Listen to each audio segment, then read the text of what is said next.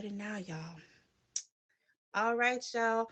For those of you just walking in, this is Found a Way with Wyatt Matter. I'm your host, Wyatt Matter. We are here every Wednesday night, 11 p.m. Eastern. Tonight, we are going to be honoring Black History Month with the topic of interracial dating. I'm doing it a little bit different tonight.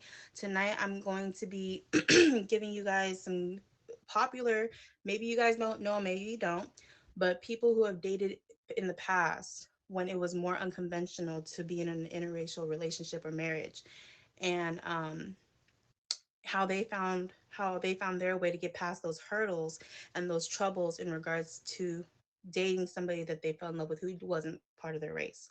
I kept it to American couples, and I kept it to people that were Black or of African American descent in those relationships. For and then we're gonna do a part two next week for biracial. Tonight we have Jen and Juice. She was here last week with fur babies, and she decided to come back again for this topic, and I appreciate her so much for it.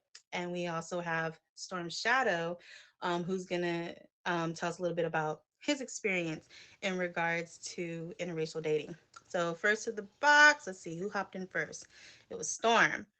All right, Storm, go ahead and tell us when we can catch you on the app, um, and just a little bit of your history in regards to interracial dating, and then we'll introduce Jen next. You guys could catch me during the week, 7:30 p.m. Mountain Standard Time. Excuse me, Mountain Standard Time. I'm on during the week. On the weekends, I'm usually try to be on all day, especially on Sundays. Um, let's see, I've been streaming since last year, so I've been on here for like a year streaming. I I gift. Um, my experience with interracial dating. Um, I've dated mostly white girls or had kids by white girls. Let me say that. I'm trying to get shot. You never know who might try to come cap me later. Pow! I ain't gonna be here next week. Um, I all my kids are from white females. But I've dated all other races, so it's not just particularly white. My experience. Some of my friends. Well, let me just get to the bottom line. My parents kind of looked at me a little weird because I always thought I had to date within my race. But it was mostly my dad that was giving me that kind of static. Once I, kind of talked to him about it, he's like, no, no, I'm cool, whatever you date. As long as they respect you and they respect your parents. I'm like, all right, cool. Hat was taken off. I was gone. But yeah, I mean,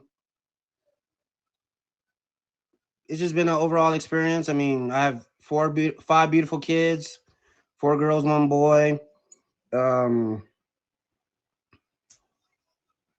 and that's pretty much it. I mean, I haven't had too much bad static from it, but enough where people looked at me. I'm like, what? Like, it is what it is. So That's that's beautiful. my I'm little glad that story. your parents were so go for, they didn't have no type of um argument against your choice and who you decided to be with.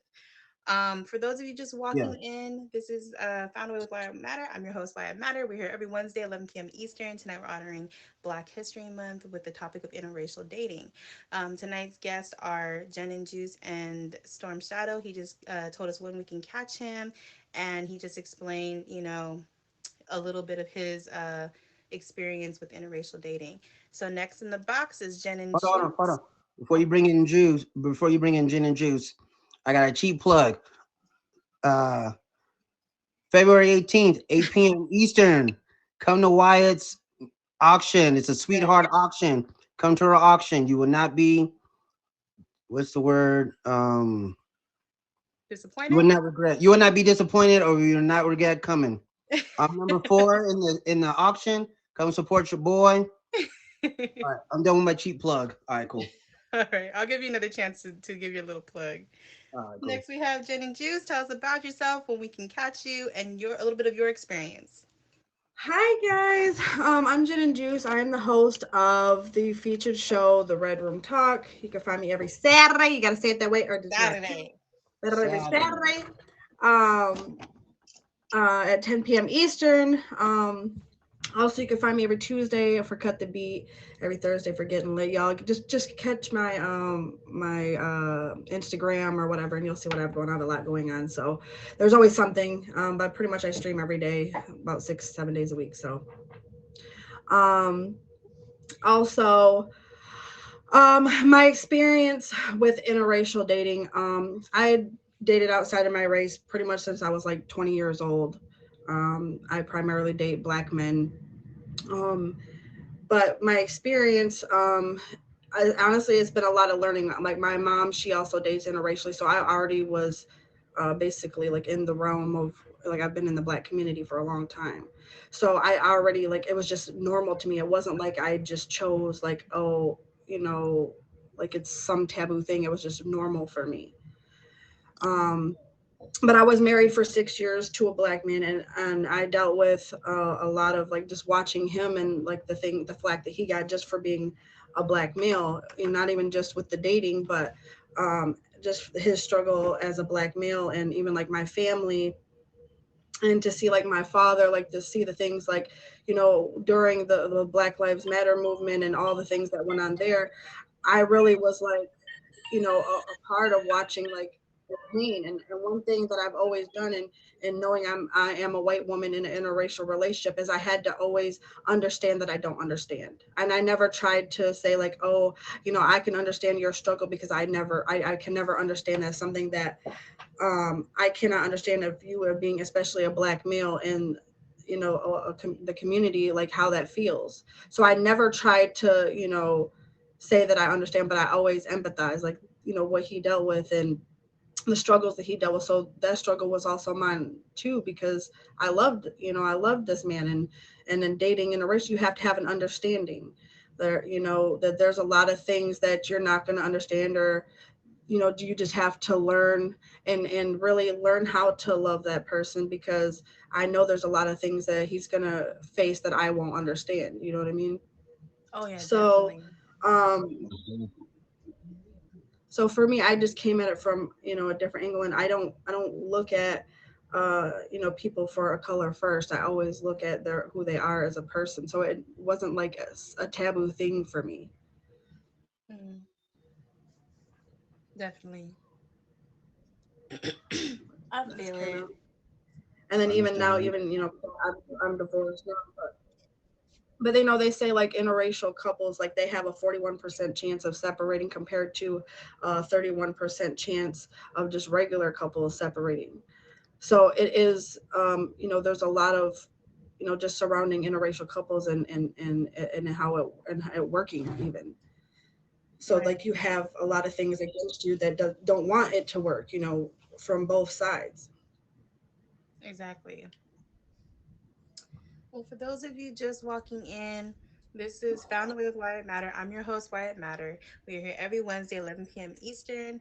Tonight's topic is interracial couples, brought to you by Tag Hosting, um, honoring Mm. Black History Month this month. So we have Storm Shadow and Jen and Juice. They just got done telling us a little bit about themselves, and they just got done explaining their experience with interracial dating. I'm doing the show a little bit different tonight. Instead of me drilling them and interviewing them with a bunch of questions, I am allowing them. Hey, thank you everybody for all the love and showing up tonight. I do appreciate that as well. Make sure you're also favoring the guests as well. So instead of interviewing them and drilling them with questions like I normally do, um, I'm gonna actually give you guys a little bit of Black history. I did a little research Okay. on some couples in history that were interracial, and Jen and Storm are more than welcome to, you know, give their little take on it, their little bit. If they relate to the story or whatever have you, you guys might hear about some people that you already know about. You guys might hear about people that you never heard of. That's And why. um, believe me, these couples that I research are people that you guys have heard of more than likely.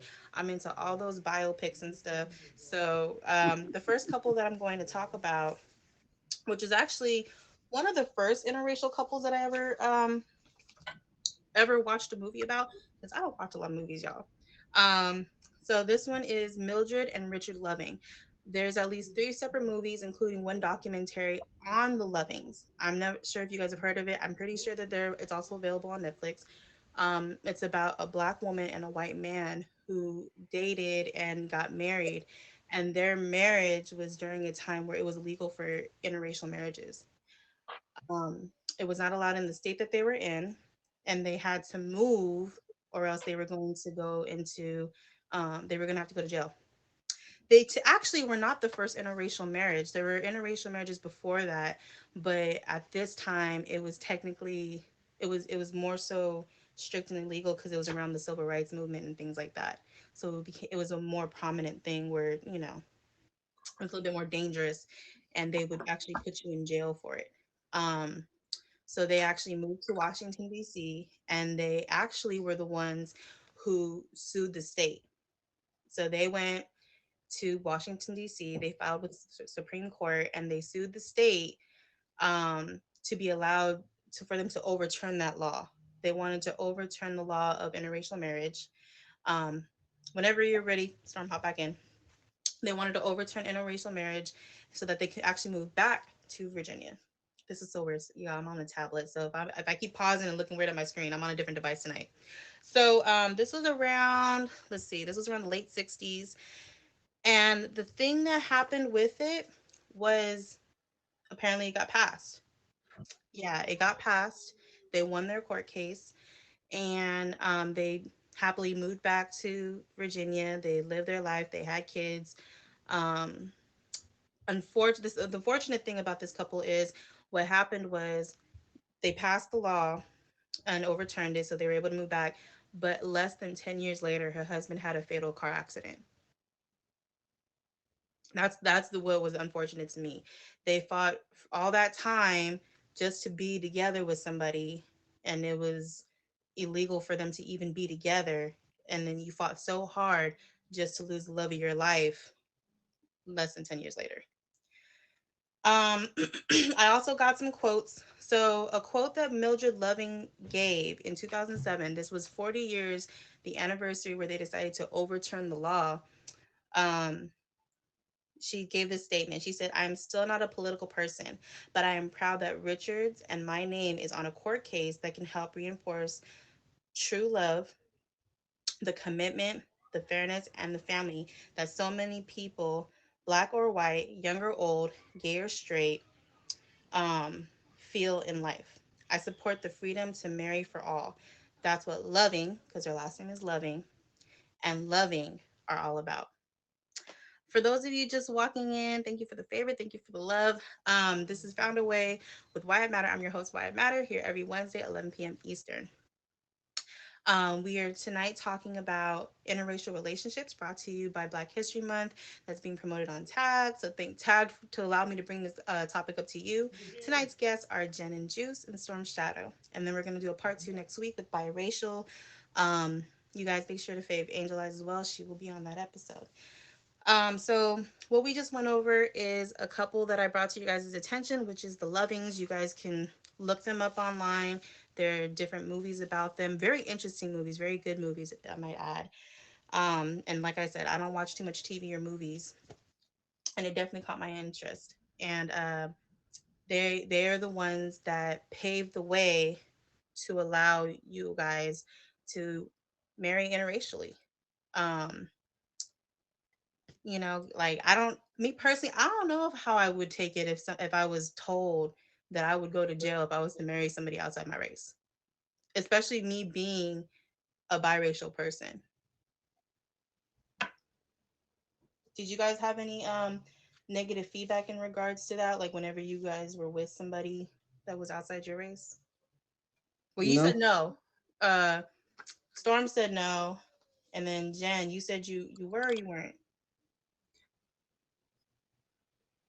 Yeah, actually, it wasn't really from like, like family per se or anything, but like people who just judge from the outside. Like, I don't mind as long as you don't talk a certain way or change who you are, but it made me cut people off because why would you even say that? Like that to me just shows you come from a place of ignorance instead of a place of love. And so even then dealing like from the outside where people would like look, where we'd go to restaurants and older folks would stare, or and then it would make me upset, and I'd be like, oh, want to kiss on them, like you're not gonna sit there and make me feel some type of way for who I love. But what that did, and my mom and I had a conversation because she had been in a racial relationship much longer than I. But what she said is, she's like, you just have to hold your head with poise, and because that's what people who are against it want you to do. They want you to look ignorant. They want you so that way they could be like, they see that's exactly why. So I just held my hand with grace, and I researched, and I got into the Black community. I wanted to help. I wanted to be a part of the change and not a part of the problem. So especially during like the Black Lives Matter movement. I was at the rallies. I was at the front line, speaking and help, to be a sounding board also, because it's something that's near and dear to me. My nephews, my my family's all mixed. We all are intermixed. Like, we don't have just one race in my family. We have several races. We're just a melting pot. Where I'm from is a melting pot. Like, it's people from every angle. So it never was just, and I never viewed it as different. It's just what I was attracted to as a preference. It's like a man liking a brunette versus a blonde. I just prefer Black men, Hmm. and I'm not gonna be or feel sorry because I like what I like. That And part. so stood up for Yeah. that. And anyone who didn't like what I liked, you could just love me from afar or dislike me from afar, or I could love you from afar. I don't have to allow you in my life because you don't accept my choices. Then you can miss the greatness that is me, and what my choices are. I don't think that anyone else and their choices, I don't have any judgment on the choices you make. I might not like that your girlfriend a stripper or whatever it is, but I'm not going to judge you for that. That's your choice. But That's see, your a lot of journey to it too is, follow.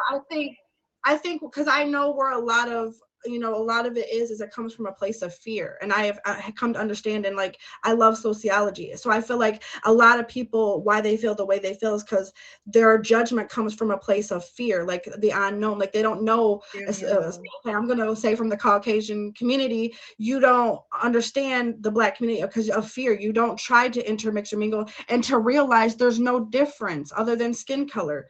People, they're still loving and smart, and they have a lot to bring to the table, like the businesses, and they want the same exact thing. There's no difference other than your skin color. And I could never understand, like, how can you hate people just for their color of their skin instead of their character? And that's just always where I was. Like, I just didn't look at it like that. I grew up in a mixed community, so it just didn't look different to me. You know what I mean? And I couldn't understand where people could hate somebody for the color of their skin. So I said, for a long time I was angry about it, and I didn't know, like, how can I help fix this.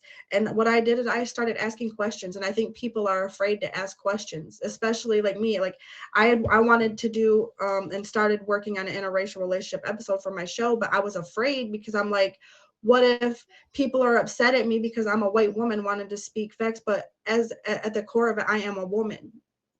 Take out the white. I am a woman, and I can understand another woman, and I can allow, even in my own life, I have a woman on here named Caddy, Dog Mom.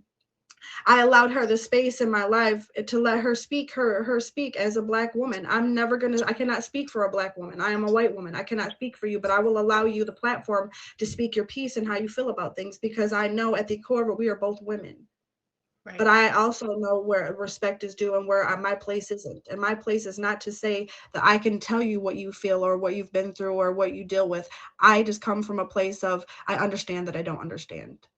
And I'm going to ask you, like, what have you dealt with? Like, those are things that I can't say. I can walk out of the house and not have to worry about being shot because I'm a Black male.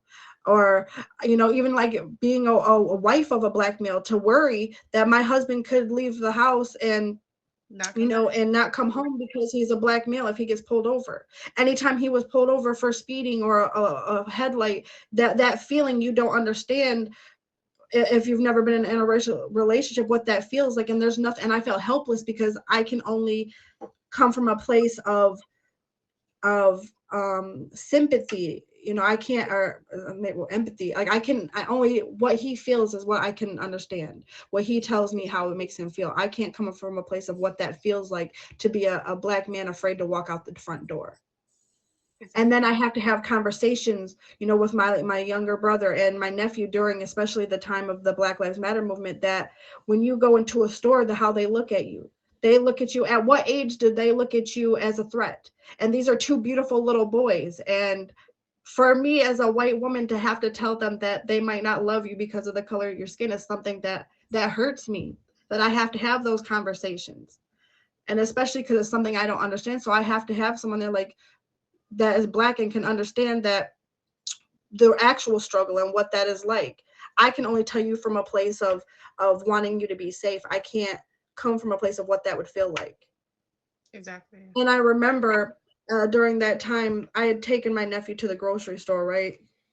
And and this tells you how much kids pick up things. I think he at the time was like 12 years old, and I had taken him to the gas station. We were getting a Slurpee or whatever, and the woman behind the counter was like kind of dismissing us, and I'm with him. He's a dark skinned boy, and seeing a white woman with him, I'm sure probably like, what, what's going on, because he's a younger boy, like, man, that can't be her kid, or what the judgment is. But you can tell when people look like, why does she have him? And he looked at me, and because we're waiting there and waiting there, we're getting ignored, and he looks and he's like, Aunt Jen, did she treat us like that because I'm black? And the Mm. feeling that I felt in that moment, like, I just started sobbing, and I'm like, honey, listen, other people think, you just got to know that you are a beautiful little boy, and you are smart, and that's the only thing you need to know. Don't ever feel bad for the color of your skin. And that's all that I can tell him, is from that place, from a place of love. And I can speak love into him, like, I am beautiful. My skin is beautiful. My hair is beautiful. And that's all I can tell him, is to teach him those things. But I can't teach him what it is to be a black male either. Right.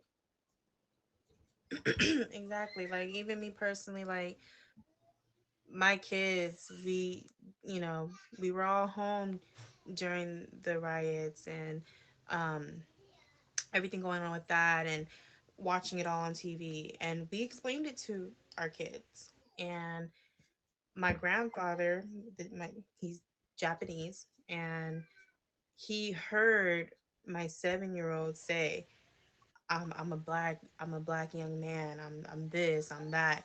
And speaking what we were teaching him, and he's like, why does he talk like that? And I said, because him growing up now is different from how you grew up. I was like, it's not safe for him as a black little boy.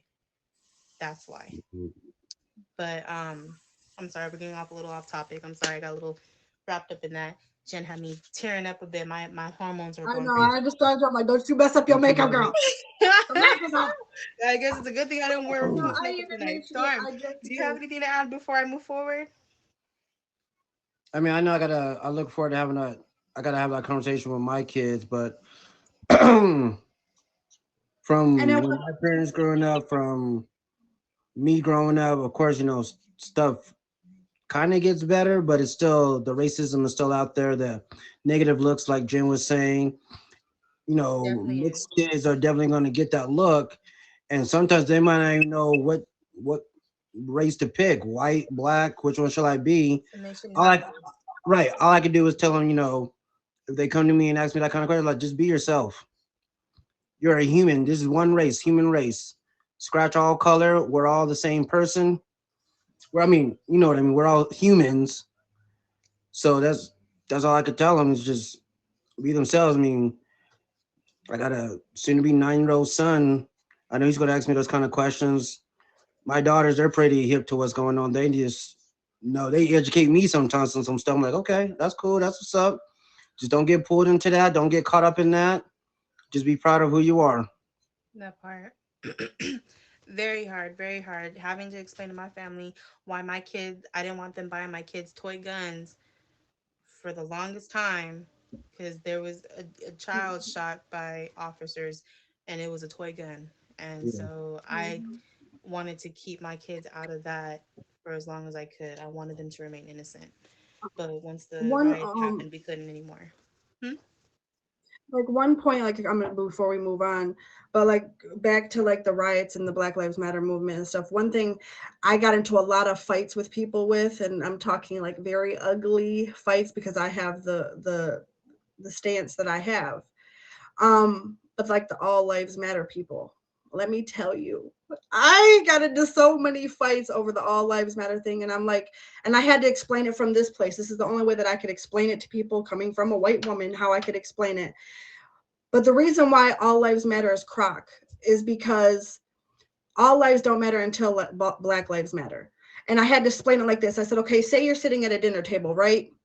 And everyone's eating except for Kathy. Kathy has no food. Kathy's starving.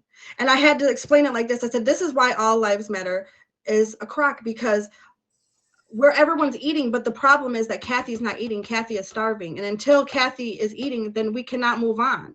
You Right. Right. can't look at it as, because right now it's not the issue. He's like, well, I'm eating, but I don't have that much. But if that's not the issue right now is Kathy don't have. Kathy don't have that. So until Kathy is rectified and Kathy has a meal in front of her, can we move on and say that we're all in harmony? Because until Kathy is taken care of, can we say that this is it? But and It's to me to evolved. look at that, what it was like 2019 when all this started, like the riots. Yeah, yeah. So at 2019, and we're talking about for years and years, like that we have not come that far. And I think that was like my biggest like heartbreak, especially being a white woman, because a lot of the flack, let's see, comes from the governmental level, evil, even of older white generation making the laws that they make. And so that makes me feel like I'm a part of this community because of my skin color. But it also had the judgment from that aspect. Well, you're a white woman and those are your people. Well, no, see, my people my Exactly. people love everybody. That those are a group of people, right? You have to separate that too. The people where the anger comes from, that's a group of people who didn't learn. They took from their ancestry, the racism from their ancestry and bigotry from their ancestors, and it's a cycle. And until you teach your children at home, and I'm sorry, but in my home, when I have children, we're going to learn about everything. Like, I want you to be educated like my mother did me, and that's why I have the love that I have, because I was taught to love everyone, to not look at color as a judgment, or and I think it just has to come from a place that all the education has to start from home. And if you don't know, ask. There is nothing wrong with asking questions, and I think that's where a lot of the black versus white or black versus is, because people are afraid to ask questions. I'm going to tell you one thing I'm not afraid of is I'm not afraid of a question, because the only question is an unasked question. How can I know your struggle if I'm not that ask? How can I help you if I don't say what are your needs? And so that's for me, especially, I always ask, like, what is it that you need from me as your friend? Because even during those times, most of my friends are black. So I had to ask those questions. Like, I know that I can't understand because I don't understand, but I've not been in that position. But I need to know what you need from me as your friend, and not as a color, but what do you need from me as your friend? And most of the time, it was just an understanding and just support. Right. And that really is where it changed the trajectory for me even more, to not come at it from a place of anger over my the people I love. I had to come from a place of smart. And I think a lot of people, like, the riots and stuff where they're burning things, but if you go to it from a political level, then you start a movement in that way. You do it in the right way, just much like how my mother told me, instead of acting out in front of the older white folks or whoever it is that's staring, you show them with your smarts that you are a poised woman, not even a color, but a poised woman, and that you come at a place from a place of respect. Because when you show ignorance or you do things like that, then you show them exactly what they thought of you in the first place. And so I had to come at it from an educated place. I had to come at it from a loving place. It's like Martin Luther King says, you cannot fight hate with hate. You have to fight it with love. And I've always done that. I had to fight it with love. Well, you know what? I'm really sorry that you feel that way. And I hope that someday that you can come to a place or whatever, but I'm going to pray for you. That's all I can do. And Right. so just coming from it from that angle, and especially during that time, it was really difficult, for me to love all the people that I love and to watch them hurt. Exactly. Well, for those of you just walking in, this is Found a Way with Why It Matter. I'm your host, Why It Matter. We are here every Saturday. I'm sorry, every Saturday. I'm looking at Jen thinking Saturday. Um, Saturday. every Wednesday at 11 p.m. Eastern. Um, we normally take unconventional relationships and lifestyles. Hold on, let me handle my son. Uh-oh.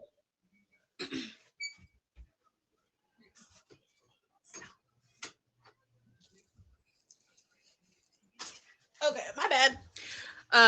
We so this is where we normally take unconventional relationships and lifestyles, and we hear how they found a way past. But tonight we're doing a little bit different. We're talking about interracial relationships in honor of Black History Month, and we're hearing about how couples in history and how my guests have, you know, made it past those hurdles and found a way to, to be in those relationships that they were in that were interracial. So the next couple I'm going to bring up is going to be, let's see, um, we'll go with somebody older still. We'll go with an older couple. We have Lena Horne and Lenny Hayden. I'm sure a lot of y'all know about Lena Horne. She is an actress Model. from the 50s and 60s, and Lenny Hayden was a white gentleman that she married. I think they got married in, yeah, they got married in 47 in Paris.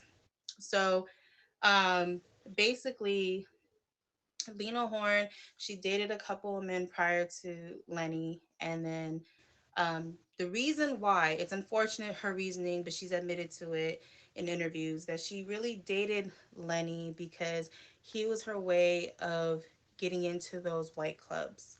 He was the man that was going to get her to be seen where her other managers were not able to get her into those doors.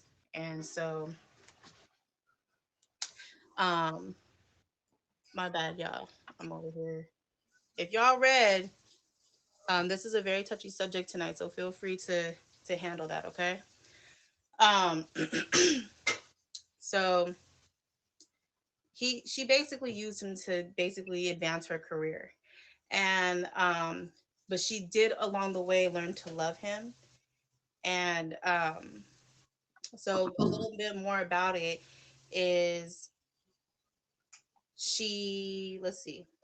So Lena Horne married Lenny Hayden in 1947 in Paris, while club owners had, and during this time, white club owners had actually asked her, because a few people were aware of their marriage. They kept it secret actually for 3 years. They didn't announce they were married until 1950. Um, so a lot of the white club owners asked her to try to change her name to where it would sound like she was actually a Spanish woman instead of a black woman, so it wasn't as harsh. So even though interracial marriages were looked down upon and frowned upon, it was seems like apparently it was more acceptable for her to be of Hispanic or Spanish descent and be married to a white man versus even being a black woman married to a white man. Then um um it was still a crime too as well. It was also a crime during that time to marry interracially. It was actually against the law in 30 different states at that time. And so, like I said, they kept it under wraps for 3 years. Um, they said that nobody was actually supportive of the marriage, not on her husband's side nor her side, um, even when it came to the press. So, white media and black media both criticized them. They criticized her for being married to a white man, and they criticized him for being married to a black woman. And Mm. what's sad is it's unfortunate. Like they got through it. Hi, Alexis. They got through it. They got past that hurdle and they stayed married. However, it did lead them to separate because she actually caught herself getting angry at this white man that's in her face every day to the point to where he was kind of like her. He was her punching bag. Um, and but she really did love him because she never married again. She never tried to get married again after he passed away. Um, and then another couple um is Sammy. I don't know if y'all are aware of this. Sammy Davis Jr. tapped into it a little bit. He actually dated white women as well. He was married to two different white women actually, but the one I'm going to talk about is May Britt. They um they actually risked their careers as actors and actresses. They actually risked their family. Their family would criticize them as well. So when he married May Britt, it was against the law in 31 states. Wow. Um, but like I said, it wasn't abolished until 1967 with the Lovings. So the first couple that I announced was the Lovings. The Lovings was the ones that got rid of it in 67. So there were people, thank you. There were people that were in interracial marriages prior to it. They just had to hide it and keep it secret. But I think the reason why they were kind of untouched was because they were celebrities. If you think about it, Lena Horne was a famous actress. Sammy Davis Jr. was a famous singer slash actor. They had money, so it was a little easier for them to get away with it. Even though they were frowned upon, it was a little bit easier because they had money. So apparently, money rules the world when you want an interracial marriage, because the Lovings were just your everyday people. But they did receive death threats. They received death threats from their fans, um, because they didn't like the fact that they were married. Um, and like I said, this wasn't his first time. There was actually, I read it. I forget who specifically it was, but there was an actress that he played in a movie with who he dated, but they were worried. They were so nervous about losing their careers and stuff that they separated. They left it where it was at and just went their separate ways. But I guess May was the one who convinced him to marry. Um, and I think he had one more white wife after May Britt, and then I think he finally married a black woman. I could have the timeline mixed up, but he did have a black wife as well.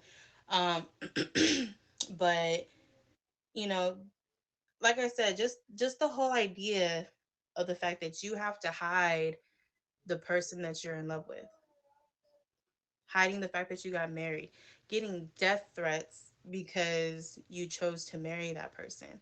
I'm glad that it's changed a little bit to where it's legal now, but you do, like we discussed earlier, you do get those side eyes now. You do get the people who question it.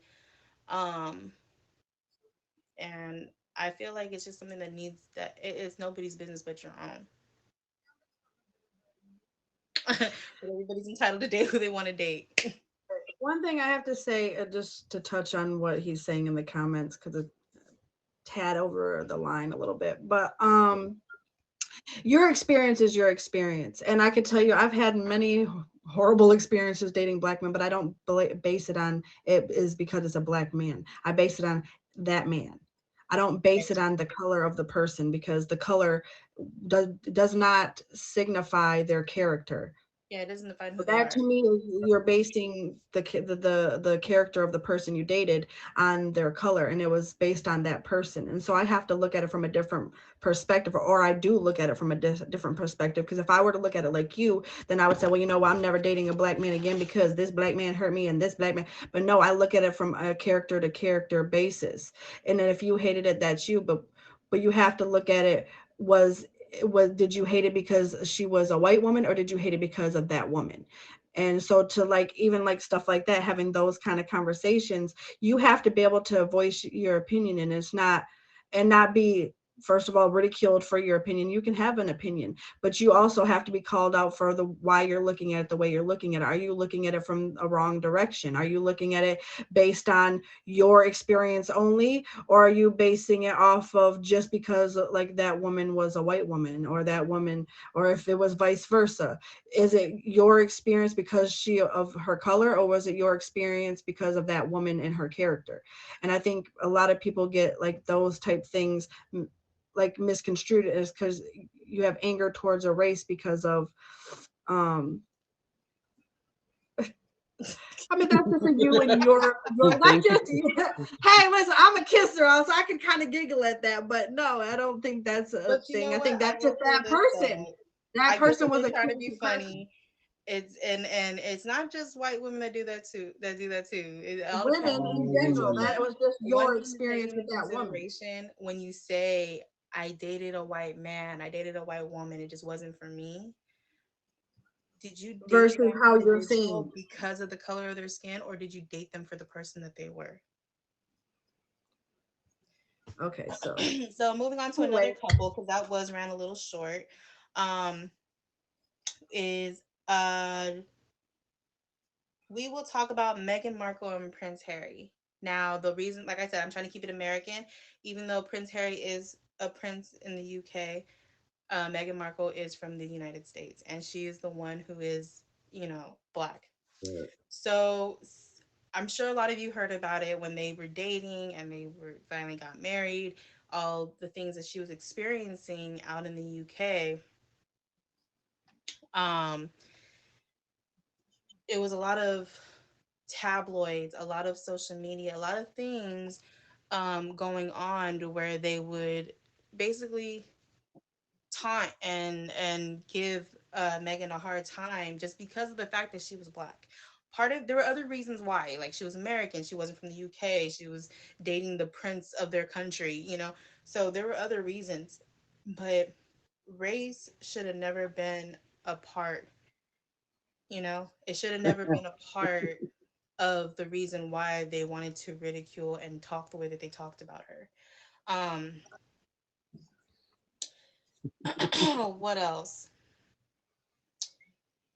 And then not only that, it was criticism from the royal family. They actually exposed the royal family for being having racism within the family. There were conversations that they would have with Harry. So she was aware of the conversations that they would bring to the table to Harry in regards to her and their dynamic, but they know who specifically was asking the questions, but they never announced it. It was on the Oprah Winfrey show. They were interviewed by Oprah Winfrey, and they revealed a lot of information. Um, and she specifically said they didn't ask me these racist questions. They asked him. So they like when they found out that she was pregnant, they were worried what color the baby was going to be. They said, like, is the baby going to come out with her, dark skin, light skin, things like that. They said that here we are going through all this chaos because we got married. Here we are dealing with all this stuff from the media, from the people, from everybody, to where we feel unsafe. As his wife, she didn't get any type of security the way Yeah. that the actual royal family did. Then with the baby, they said the baby wasn't going to have security. They said that they were not going to give the baby a title, all because they were more worried about what their government was thinking, what the media would say. From what they I was told, they have this thing where it's like you cater to the media and they'll post nothing but good stuff about you out there in the UK and what the royal family has to deal with. So they go under all that stuff. And and how did they deal with it? It finally got to the point to where they left. They didn't go deal with the family anymore. They moved out of the UK. They said that they didn't want to work for them anymore. When they found out that Prince Harry was dating Meghan Markle, they actually cut him off from his funding. He happened to have finances that he had received from Princess Diana's passing that was keeping him afloat. So, I mean, just to know that your family cares more about the look, and what other people are going to say instead of actually being there and supporting. Thank you so much. Instead of being there and supporting what you and your family represents. And they said, and a quote that I have from Megan on the subject was, I can never understand how it wouldn't be seen as an added benefit and a reflection of the world today, especially right now, to go how inclusive it is that you can see someone who looks like you in this family, much less one who was born into it. So she was saying that she felt that it was a better look for the royal family to accept Meghan Markle with open arms and have no issue with the fact that she was a black woman. It would have been a better look for them if they would have accepted their child into the royal family and given that baby a title, whether it be a prince or a princess, all that stuff. So I find it unfortunate, and luckily for you guys never had to experience that. Luckily for me, I never had experience that. I grew up with my Asian side of the family, and they had no issue that my mom, they didn't give her a hard time for dating a black man. And people talk about how Asians are the hardest ones, but yeah, like just hearing that that is current, that's not something that was before interracial marriages were allowed. That's something that's going on today, and they still deal with these kind of things that you would never think that we're dealing with today, due to the fact that there is a lot of interracial dating. But one statistic that I also read as well is that um even though interracial dating is big, interracial marriage isn't as big. So I feel like it's more of a regular thing now to date interracially, but interracial marriage, it's still like at a low. For those of you just walking in, this is Found a Way with Wyatt Matter. I'm your host, Wyatt Matter. We are here every Wednesday, 11 p.m. Eastern. Tonight's topic is interracial relationships with Jen and Juice and Storm Shadow. They both have been involved in interracial dating. And we're also talking about couples in history who you might know or not know who have impacted the world or whatever have you in history because of their interracial marriages or relationships, and how they all got past those hurdles that they encounter when they're interracially dating.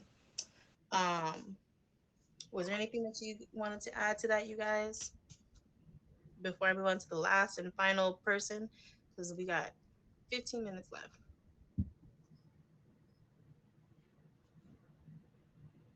And some of these interracial couples, um the one of African American descent, are biracial. Like Megan Meghan Markle is biracial, so I'll be talking a little bit deeper of her experiences as a biracial woman next week. And my next couple is the parents of Barack Obama, because he's actually a biracial man. So I'm gonna actually talk about him next week as well. But before I move on to that, do you guys have any other questions? Or I mean, not questions, but any other statements? Or did anybody have questions for Storm or Jen before we move on? It don't sound like it. So, last but not least, there wasn't too much I could find on Barack Obama's parents per se. But I mean, let's just think about it. If they would have never gotten married and been in an interracial relationship, and they let the outsiders feel how they feel about them, there would have been no black president. If you really think True. about it, I have yet to see another black man go into the White House. Just saying. But Barack Obama Sr. was actually a Kenyan. He was from Kenya. He actually had a wife in Kenya, and um, I believe their culture, they're into polygamy. They have multiple wives, and he came to go to school out here in the U.S., and that's when he met Ann Dunham, who is Barack Obama's mother. Um, and I believe she's biracial as well. I have to double check, but if to my understanding, I believe she's not just white. I believe she's mixed with something else as well. Um, so it wasn't a long relationship. I think they were only married for a few years, and then she moved back home and took sole care of Barack Obama while the father went back to Harvard and did his schooling, and then he met another woman and took her back home to Kenya and married her. Um, so I think he was an active parent, but not that. But he wasn't. It wasn't a household. Um, but if you really think about it, if Ann Dunham was not open minded and taught her kids about respecting other cultures, about having that open mind and being with another culture and things like that, she would have never created those kids. They wouldn't be the people that they are today. Um,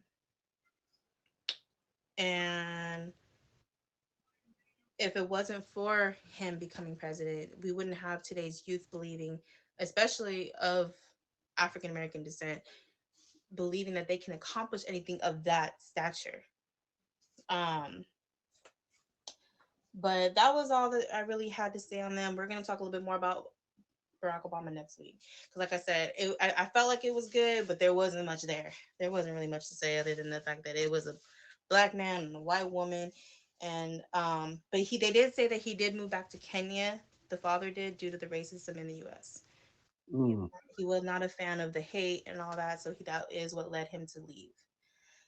Um, so now we're coming to a closing of the show, you guys. So go ahead, give us your outgoing statements when we can catch you, all that good stuff. Go ahead, Storm. Ladies first. Okay. I'm Jen and Juice.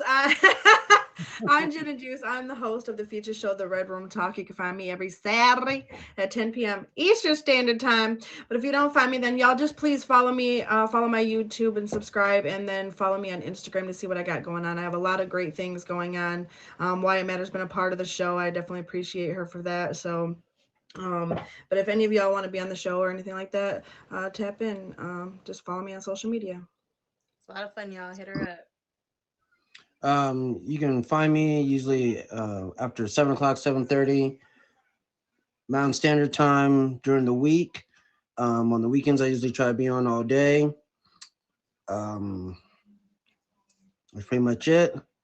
Oh, let me do it just Do for your plug. Wyatt. Do your plug. Cheap plug, cheap plug. February 18th, this Saturday, 8 p.m. Wyatt Matters hosting an auction. It's a sweetheart auction. Starts at 8 p.m.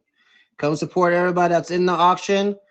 Come support your boy right here. I am number 4. Number That's four, one, y'all. two, Number three, four. 4. I'm number Um, 14, y'all.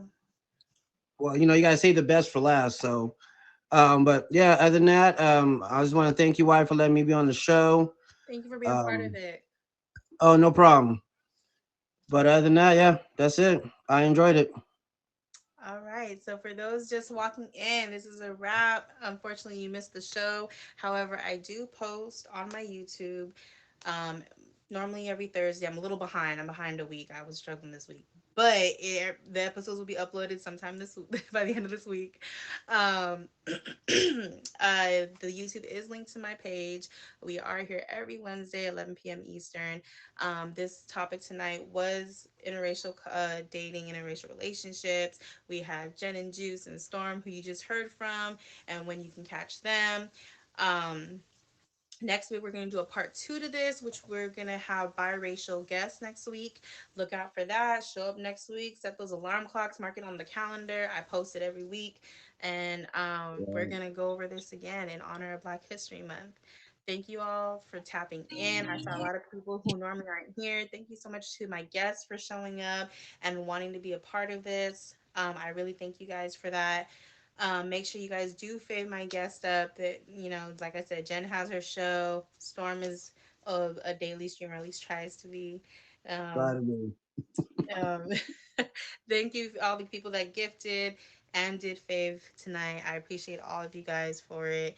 And above all else, thank you, Ty. Thank you, Ty, for honoring Black History Month this month with the featured shows. Because, like I said, if it wasn't for tags doing this, I probably would have never touched the subject. Right. I felt like interracial relationships were something that is a little bit more normalized now. But I was, like I said, I was actually shocked that interracial marriage isn't as normalized as interracial dating. A lot of people don't really do interracial marriages; they just do interracial dating. So that was actually something new that I learned. But yeah, we'll be talking about the accomplishments of biracial people next week, which is the outcome of interracial marriages and dating, and we will have biracial guests next week. Thank you again, you Awesome. guys. I appreciate you guys so Cool. much. We got No five problem. minutes to waste. Um, and let me make you red with your alarming name. My fart is my alarm clock. Ooh, that's dangerous.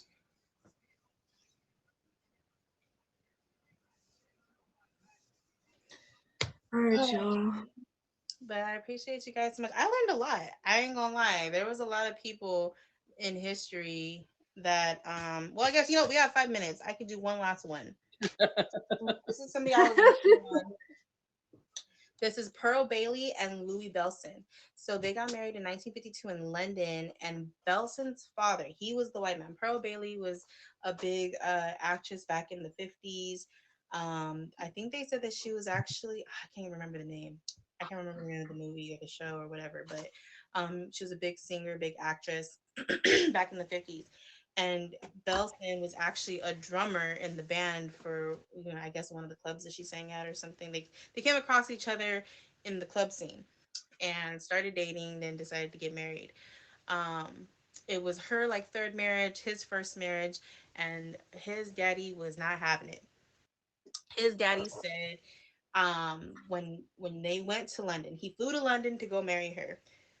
Upon arrival and upon them about to get married, the father actually sent a letter to Bailey, and that's the woman sent a letter to her, and he specifically said, interracial marriage is out, and I am not in the mood for a colored granddaughter. And he basically demanded that they don't go through with the marriage. Then afterwards, to stay safe in the public, Bailey had to pass off as a Haitian. I tried Mm. before the show because this was the last couple I did research on before I spoke on it. I was trying to look into why they Haitian was so safe. I don't know why being Haitian was so safe, but they were passing her off as a Haitian, so that they didn't come into a lot of problems. And it was all over the news that like that he was marrying her against his father's wishes and this, that, and the other. But they actually were married for a long time. They were actually married for 38 years, happily married. They didn't have any kids of their own. They did adopt two children. Um, Out of that union and that family, I believe they said that everybody passed away. But yeah, that was actually pretty interesting for me as well. They're one of the longest relationships, and they have pictures of them getting married and everything, and how happy they were. It was actually a prominent picture, so I think that their marriage actually set the tone for a lot of people. But that's it, you guys. I appreciate you guys so much. Mm. Thank you for being